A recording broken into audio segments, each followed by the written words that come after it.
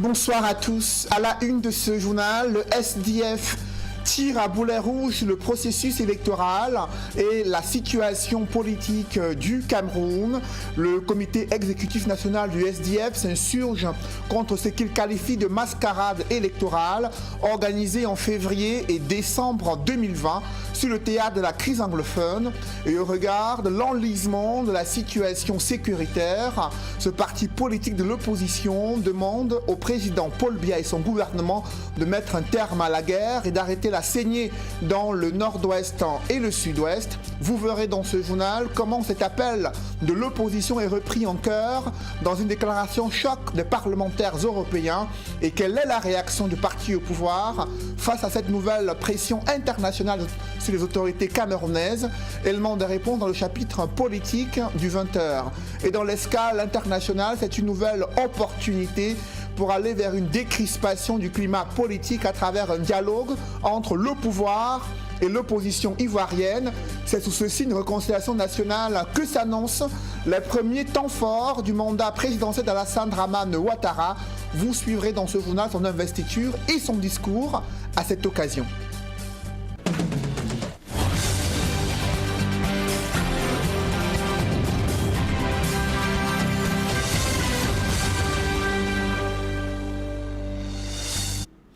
Merci de suivre cette édition complète de l'information sur Equinox Télévision. Le SDF peine à digérer sa débâcle électorale après le double scrutin de février 2020.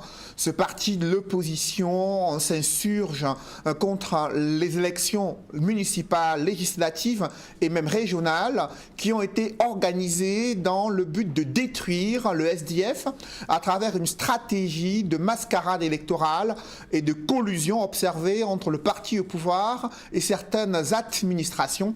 C'est du moins les réactions du comité exécutif national du SDF réuni en session ordinaire à Yaoundé. Ce parti politique interpelle le chef de l'État sur les enjeux de mettre un terme à la guerre dans le nord-ouest et le sud-ouest.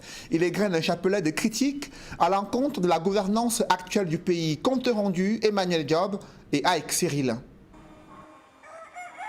C'est l'heure des retrouvailles au Social Democratic Front. Après plusieurs mois d'absence pour cause de voyage à l'étranger, revoici Ni John Frundi au milieu des siens, à la faveur d'une session du NEC, le National Executive Committee, convoqué à Yaoundé.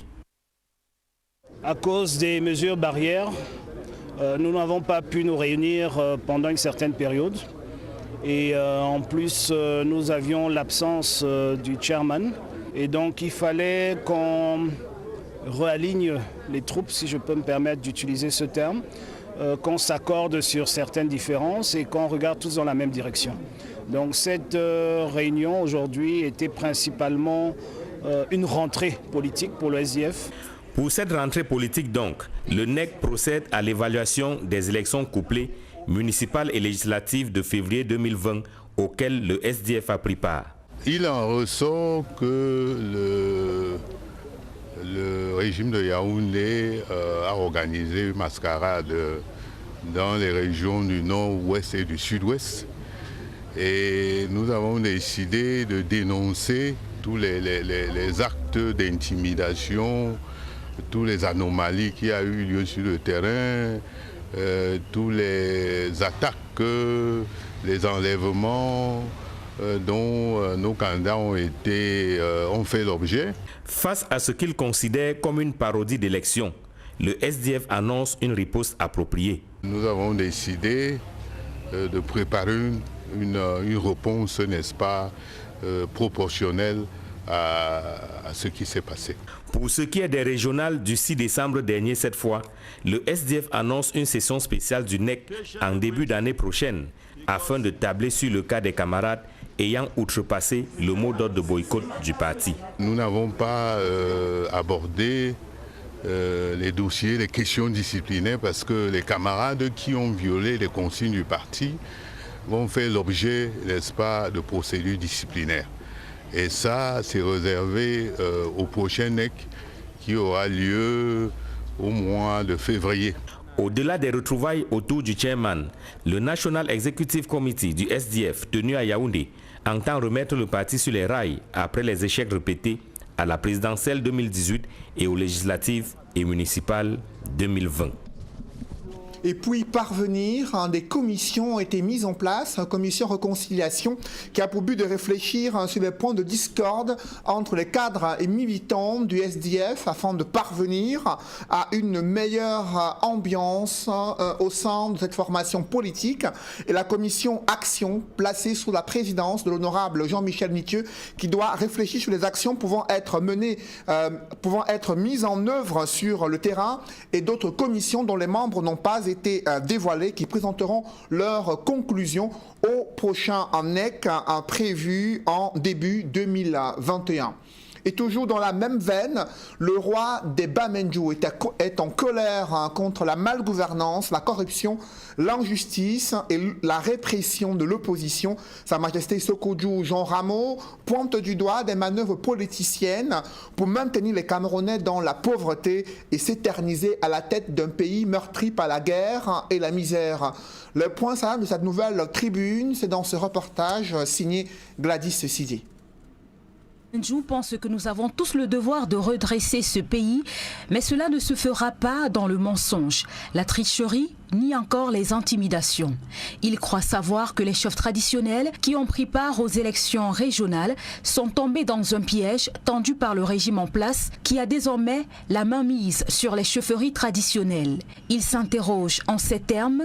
Tu laisses le trône de tes ancêtres pour aller chercher quoi? Sur la chaise du député, du maire, du sénateur, du conseiller régional. Il estime que dans ce pays, la voix des sénateurs et des députés ne compte pas.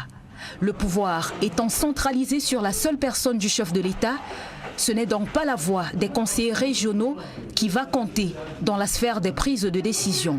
La malgouvernance, le vol, l'injustice, la tricherie, la corruption, voilà, selon Sa Majesté Sékou Jean Ramo, les mots auxquels il faut s'attaquer en priorité au Cameroun, le reste n'étant que pure distraction. Il salue la décision de lever le blocus à l'entrée du domicile du professeur Maurice Kamto, le leader du MRC.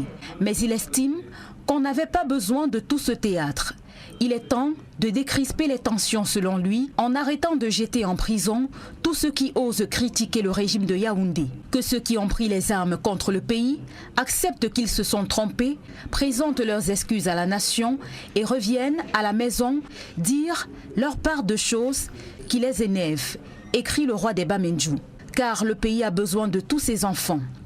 Alors que l'on s'apprête à entrer dans l'année 2021, le monarque invite tous les Camerounais à mettre de côté la méchanceté, les mauvaises mentalités, afin de ne penser qu'au bien du Cameroun et non à ses intérêts personnels. Devant cette multiplication des actes de répression des leaders politiques, des opposants critiquent le règne de la dictature au Cameroun. D'autres y voient une collusion entre le pouvoir exécutif et le pouvoir judiciaire pour museler les opposants très critiques et très acerbes contre la malgouvernance dans le pays. Pour les tenants du pouvoir et les partisans du RDPC, il s'agit plutôt d'une stratégie de prévention afin d'éviter que les porteurs de projets insurrectionnels ne puissent mettre en exécution leurs différents desseins. Des précisions avec Flavien Valondongo. Le dispositif sécuritaire qui entourait l'assignation à résidence, le professeur Maurice Kamto, est levé. Pour certains militants, le pouvoir de Yaoundé corrige mal ses erreurs. Le régime du président Paul Biya a encore une fois de plus montré un visage hideux, horrible, du niveau de dictature dans laquelle est plongé notre pays. Et c'est dommage parce que nous pensons que le Cameroun peut faire mieux. Après 78 jours de privation de liberté, au MRC et alliés, l'on n'est pas prêt à lâcher prise. Nous n'allons pas nous arrêter en si bon chemin. Moi, j'étais à la prison de Newbel la dernière fois. J'ai vu d'autres camarades qui sont incarcérés là-bas. Les gars ont un moral d'enfer. Mais j'étais étonné. Nous sommes prêts. Et comme le professeur Kamto, le président élu, l'a dit, la lutte ne fait que commencer.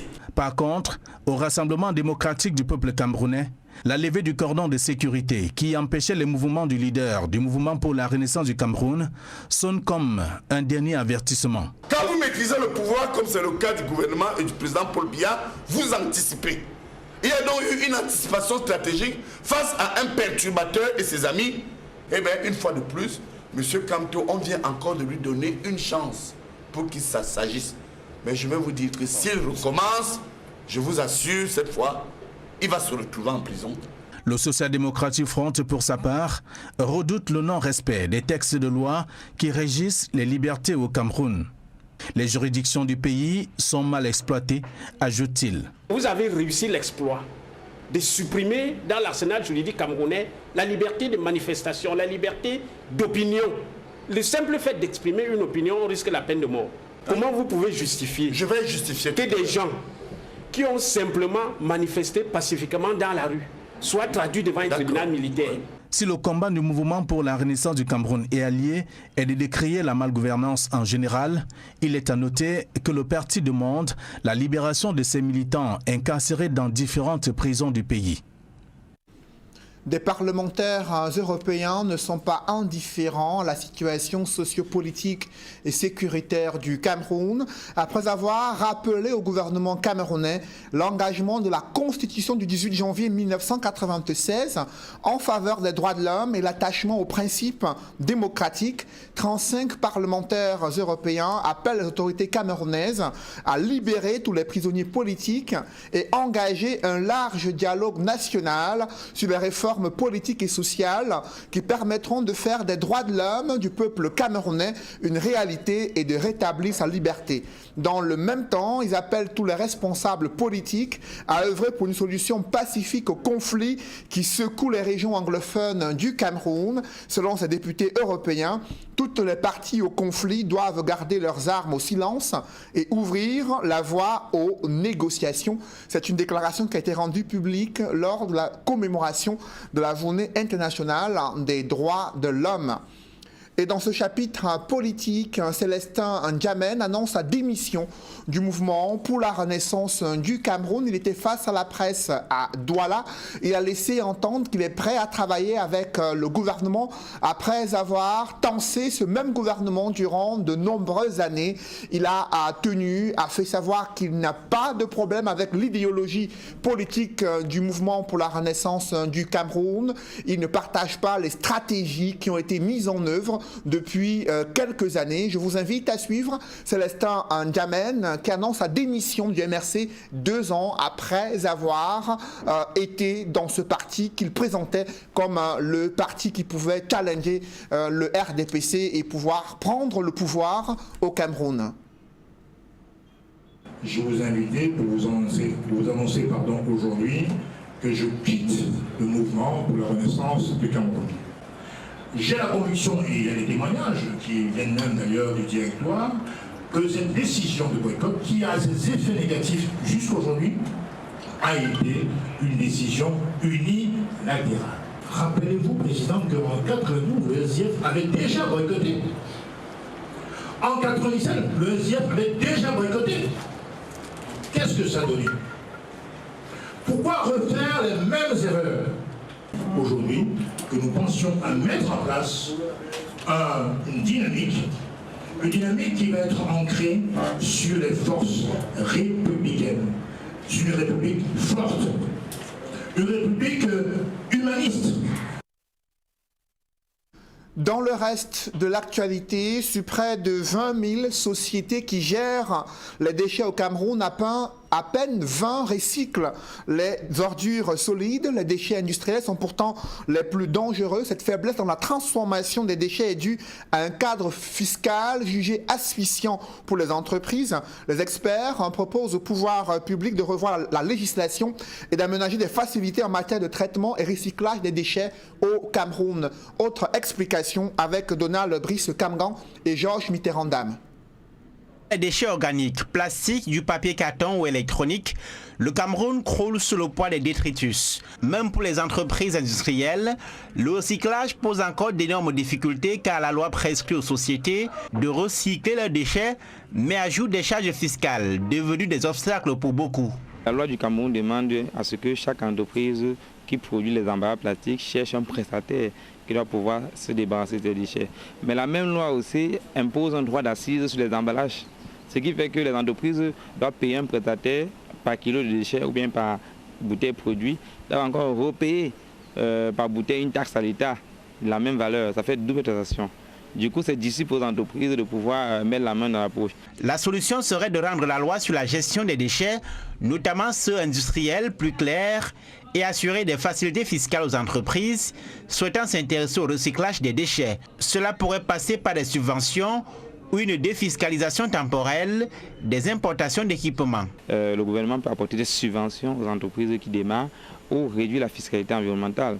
Du coup, on pourrait exonérer par exemple les équipements de recyclage qui arrivent au Cameroun, on peut les exonérer taxes douanières. Mais le recyclage demande de costauds moyens que beaucoup d'entreprises installées au Cameroun n'ont pas forcément, comparé au volume de déchets de divers types que produit le pays. Avec la forte pénétration des technologies, les déchets électroniques et électriques par exemple deviennent un objet de préoccupation pour l'environnement et la santé des populations. D'année en année, il y en a de plus en plus. Aujourd'hui, une seule personne peut avoir deux téléphones à la maison, 2, 3 téléviseurs et ainsi de suite. Donc, il y en a de plus en plus. Et nous, en tant qu'acteurs dans le secteur du traitement des déchets électroniques, ça reste intéressant parce que plus il y aura des équipements électriques qui sont utilisés, plus on aura du boulot, parce que notre travail, c'est de récupérer ces équipements qu'ils arrivent en fin de vie pour un traitement écologique. La solution à la question des moyens, c'est que les entreprises opérant dans le recyclage des déchets de divers types associent leurs efforts afin de disposer de ressources nécessaires et négocient avec les pouvoirs publics sur les questions de garantie par exemple. C'est l'une des idées derrière ces journées portes ouvertes sur le recyclage des déchets en cours au GICAM. Présent à cette rencontre, experts, collectivités territoriales décentralisées, responsables d'administration. Objectif : aider le Cameroun à recycler une bonne partie de ces 6 millions de tonnes de déchets produits par an, en créant des emplois et en luttant contre la pollution de l'environnement. Après de multiples échecs dans l'élaboration et l'exécution des projets miniers, l'État du Cameroun veut voir clair dans l'exploration et l'exploitation des substances minérales. Une société nationale des mines vient d'être créée à cet effet. Il s'agit d'une société à capital public ayant l'État du Cameroun comme unique actionnaire. Ses missions sont entre autres de réaliser l'inventaire des indices miniers, de promouvoir la transformation et le conditionnement des substances minérales et de contribuer à la transparence dans le secteur minier au Cameroun. La gestion de la Sonamine est assurée par une assemblée générale, un conseil d'administration et une direction générale. C'est du moins ce qui ressort d'un décret présidentiel rendu public ce lundi. Nous sommes à quelques jours des fêtes de fin d'année et des Camerounais peinent à se nourrir. Et pour cause, dans la capitale économique du Cameroun, les prix des denrées alimentaires ne cessent de flamber sur les marchés. L'INS l'a observé depuis octobre 2020, une flambée des prix des produits alimentaires et même des fruits de mer, essentiellement des produits de grande consommation. Et la situation est loin de s'améliorer malgré les annonces du gouvernement visant à contrôler la fluctuation des prix dans les marchés. D'autres précisions avec François Dikoumet et Kediara. Dans sa note sur l'évolution des prix à la consommation finale des ménages à Douala en octobre 2020, l'Institut national de la statistique décrit une flambée des prix des produits alimentaires dans la capitale économique au cours du mois d'octobre. On retient notamment de ce rapport paru en début du mois de décembre 2020 que la consommation finale des ménages augmente de 0,4% après une augmentation de 0,2% observée au cours du mois de septembre. Une hausse qui se justifie principalement par la progression des prix de produits alimentaires de 0,9%, des fruits de 1,8%, des produits laitiers de 1,2% ainsi que des viandes de 0,2%. Pour essayer de comparer la hausse des prix du mois d'octobre à celle observée sur le marché en cette moitié du mois de décembre, nous sommes allés faire des emplettes. La grande surprise de ce mois est la disponibilité de la tomate, pourtant inaccessible ces dernières semaines. C'est un peu le temps qu'on achetait la tomate à 13 000, 12 000. Bon, maintenant, les prix varient. Il y a quand même la tomate qui est moins chère. Par exemple, ça commence à 3 000, 3 500.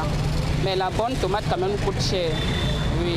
La bonne tomate, c'est dans les 5 000. Les œufs également sont de retour pour le plus grand plaisir des consommateurs. 2000, 1900, 1800 même. Les mêmes avions qu'on vendait à 2500. Et que par mois, ça finissait, mais on ne retrouvait même pas un plateau sur le marché. Pour ce qui est des viandes, le poulet qui a subi d'importantes augmentations il y a plusieurs semaines de cela se vend de nouveau bien, même si les prix pourraient grimper en ces temps de fête. Le poisson également ressent de légères hausses sur le marché, mais les ménagères continuent de le consommer de façon plus ou moins régulière. Quant à la viande de bœuf, les bouchers eux-mêmes expliquent. Le ravitaillement, c'est un peu élevé, mais pour l'instant, le boucher maintient encore le prix des viandes en détail. Donc la viande reste encore à 2500 et 3000 et 2800 pour certaines personnes. Par contre, l'oignon et l'ail, aromates prisés pour des plats odorants, sont en ce moment hors de prix. L'ail, on achetait le kilo à 2000. Oui. Maintenant, c'est 3000, 3500. Et c'est même pas la bonne qualité même. Donc, je préfère vendre ce qui est moins cher, je quitte sur ça. Pour contourner cette cherté, la ménagère essaye tant bien que mal de les remplacer par d'autres ingrédients. On essaye un peu d'acheter ce qui est abordable et d'essayer d'associer. Par exemple, les oignons. Il y a des repas où nous avons pu prendre, par exemple, utiliser l'oignon vert ou alors le poivron, n'est-ce pas, pour compenser un peu l'oignon qui est actuellement assez cher. L'huile raffinée, autre élément incontournable d'une cuisine bien juteuse, subit lui également une augmentation. Et l'huile 1,5 litre, on vendait à 1350, mais ça a augmenté jusqu'à ce qu'on va maintenant à 1500, même 1600, même 1700. Maintenant, si on peut plus vendre à 1350 parce que c'est trop cher. Le riz, élément de base de la cuisine de plusieurs Camerounais, devient de plus en plus cher aux grandes dents des consommateurs. Oui, il y a eu augmentation, pour ça c'est vrai. Le prix, comme par exemple le riz Oncle Benz là, c'est un peu rare au marché et le prix aussi est trop élevé. Et il y a aussi le riz, l'ancien riz qui est à 22 000. Bon, avant, c'est le riz qu'on achetait à 19 000, 18 500. Ces augmentations de prix rendent la vie difficile à la ménagère qui devra désormais réajuster ses besoins et peut-être même son budget. Un présumé trafiquant d'ossements humains mis aux arrêts à Garoua, dans la région du Nord. Bouba, 24 ans, a été interpellé lors d'un contrôle de routine effectué par les éléments du GMI numéro 4. Dans son sac à dos se trouvait tout un squelette qu'il s'apprêtait à pouvoir écouler sur le marché noir. Le récit des faits avec Olivier Tsefo, François Dikoumet et Julienne Berthebissaille. Dans la cour du groupement mobile d'intervention numéro 4 de la région du Nord, un squelette humain transporté par le jeune Bouba Amidou. Parti de Kaïkaï, son village natal dans l'extrême nord Cameroun, il est interpellé lors d'un contrôle de routine à l'entrée de la ville de Garoua, en possession d'un sac contenant une marchandise d'un autre genre qu'il s'apprêtait à écouler au marché noir. Son attitude suspecte va amener les forces de maintien de l'ordre à procéder à une fouille systématique. Alors que les communautés étaient en train de servir au niveau du contrôle mixte, police et gendarmerie, à l'entrée de la ville, on interpelle un véhicule, un car, provenance de Maroua, à destination de Garoua, et qui devait par la suite se rendre à Nando. Un car dans lequel se retrouvait ce monsieur Bouba Amidou, âgé de 24 ans. L'identité n'est pas bien sûre parce que vérification faite, on découvrira qu'il était porteur de la carte nationale d'identité de M. Sali Aboum. Et donc, une carte nationale d'identité qui lui appartenait. C'est juste pour contenir vigilance et le niveau de sécurité. Interpellé, qui était porteur d'un sac. Il reconnaît que c'est son sac et quand on lui demande le contenu, il dit que c'était les médicaments qui se trouvaient à l'intérieur du sac. Conduit au groupement mobile d'intervention numéro 4, il passe aux aveux complets après des heures d'interrogatoire. En cette période de fête de fin d'année où l'insécurité bat son plein dans plusieurs villes du pays, les forces de maintien de l'ordre recommandent aux populations plus de vigilance au quotidien. Dans l'escale internationale, c'est sous signe de réconciliation nationale que s'annonce le mandat présidentiel d'Alassane Dramane Ouattara lors de son discours d'investiture ce lundi en Côte d'Ivoire. Il a tenu à appeler les opposants ivoiriens à un nouveau dialogue en vue d'apaiser et de décrisper le climat politique. Il s'est exprimé sur la situation de l'un de ses prédécesseurs, Laurent Gbagbo, qui manifeste depuis plusieurs mois son envie de rentrer en Côte d'Ivoire. Il a également évoqué les décisions de justice qui pourraient être prises à l'encontre des fauteurs de troubles durant la dernière élection présidentielle.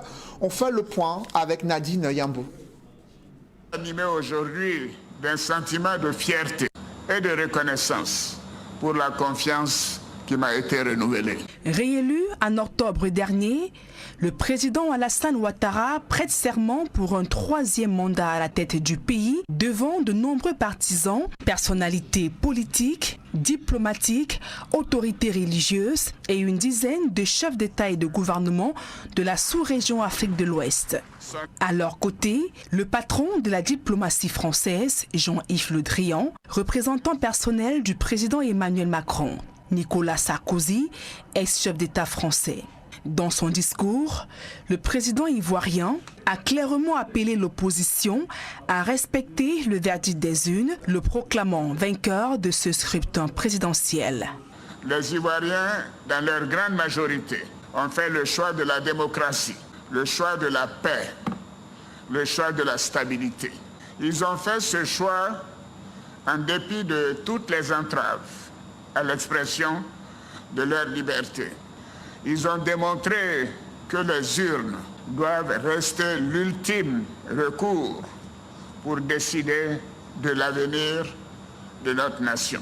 Condamnant les récentes violences enregistrées durant la période électorale en Côte d'Ivoire, le président Alassane Ouattara promet des sanctions à tous les fauteurs de troubles. Je condamne avec la plus grande fermeté ces actes de violence qui ont entraîné des pertes en vie humaine et des destructions de biens publics et privés. Ces actes graves, je le dis, ne doivent pas rester impunis. Il faut mettre fin à l'impunité dans notre pays, car c'est une exigence pour le respect des droits humains. Nul n'est au-dessus de la loi. Je veux que cela soit clair. Dans une posture de rassembleur, Alassane Ouattara place son mandat sous le signe du renforcement de la cohésion sociale. Le président ivoirien se réjouit des avancées effectuées dans le processus de décrispation du climat socio-politique dans le pays, avec notamment la délivrance des passeports de l'ex-président ivoirien Laurent Gbagbo. Les progrès réalisés en matière de réconciliation sont appréciés par nos compatriotes, notamment la loi d'amnistie d'août 2018 qui a permis la libération de 800 prisonniers de la crise post-électorale ou encore la récente délivrance d'un passeport ordinaire et d'un passeport diplomatique à mon prédécesseur. Afin de consolider davantage la cohésion nationale, j'envisage de créer un ministère en charge de la réconciliation nationale dans les prochains jours. L'opposition ivoirienne a boycotté cette investiture du président Alassane Ouattara. La coalition de l'opposition refuse toujours de reconnaître sa victoire comme le président de la Côte d'Ivoire. Henri Konan Bédié, chef de file de l'opposition, avait récemment mis fin à la transition et appelé au dialogue national pour résoudre les conflits nés de la présidentielle. Un public reportage dans ce journal, la Fondation Orange Cameroun, sensible à la promotion des nouvelles technologies de l'information et de la communication en ces temps de Covid-19. La Fondation Orange Cameroun et UNESCO ont signé un contrat de partenariat en vue de promouvoir l'éducation en ligne et l'usage des TIC en temps de crise sanitaire. La signature a eu lieu à Yaoundé. Des précisions sur les articulations de ce partenariat entre la Fondation Orange Cameroun et UNESCO et bien sûr les objectifs pour les jeunes Camerounais. Reportage. Les conséquences du Covid-19 obligent, la Fondation Orange Cameroun et l'UNESCO se mettent ensemble dans un partenariat pour améliorer la qualité de l'éducation numérique et à distance au Cameroun. La cérémonie y relative s'est déroulée dans l'enceinte du nouveau siège de l'UNESCO à Yaoundé. La Fondation Orange Cameroun et l'UNESCO expliquent l'ambition qu'ils poursuivent en joignant leurs efforts sur cette problématique de l'éducation. Le partenariat aujourd'hui avec l'UNESCO est de fixer un cadre et de partager des contenus, de partager une approche, de partager une stratégie pour mettre en place tout ce que nous faisions depuis des années avec un parrain comme l'UNESCO. Notre partenariat va aller au-delà de ce simple aspect en offrant des contenus partout dans le pays. La couverture des opérateurs télécoms devenant de plus en plus large sur le pays, aujourd'hui, il y a très peu de villages qui sont en dehors de la couverture. La coopération qui va naître aujourd'hui, qui va commencer aujourd'hui entre les deux institutions, notamment sur l'accès à l'éducation numérique, l'accès à l'éducation à distance pour les élèves, pour les enseignants, la formation des enseignants et le contenu et la production d'un contenu pédagogique numérique que l'UNESCO et la Fondation Orange vont travailler ensemble pour produire en collaboration avec le ministère de l'Éducation de base et le ministère de l'Enseignement secondaire. Mais au-delà du soutien au secteur éducatif, les deux partenaires vont aussi se mettre aux côtés des artistes particulièrement touchés par cette pandémie. L'accord de partenariat aussi porte sur un soutien aux artistes, aux professionnels du secteur de la culture, pour l'accès au numérique aussi, pour la formation. On va essayer de les accompagner pour assurer leur résilience financière malgré toutes les difficultés de la pandémie, de la Covid-19, de la fermeture des salles d'art, des salles de culture, des restaurants et tous les lieux où la musique se jouait par exemple. Côté implémentation technique de ce partenariat, Orange Cameroun dit disposer d'atouts pour apporter une contribution majeure sur l'amélioration de la qualité de l'éducation numérique et à distance au Cameroun. Non seulement il y aura la couverture des moyens de télécommunication, mais il y aura aussi la couverture numérique des contenus. Nous nous sommes rendus compte pendant la période Covid qu'il y avait un seul mot qui revenait, c'était digitalisation, digitalisation, digitalisation. Une entreprise comme Orange et une fondation comme la Fondation Orange Cameroun ne peuvent pas être absents de cette digitalisation. Donc nous apportons des contenus, nous apportons des méthodes, nous apportons des outils qui vont permettre à chacun de se développer au niveau le plus loin. Grâce donc à la Fondation Orange Cameroun et avec le concours de l'UNESCO, les élèves et collégiens camerounais braveront mieux les effets du Covid-19. Orange. Mesdames, Messieurs, c'est la fin de ce journal. Merci de l'avoir suivi. Juste après cette édition de 20h, retrouvez Serge Alain Autou et ses invités pour le débrief du journal sur le plateau d'Equinox Soir. Serge Alain.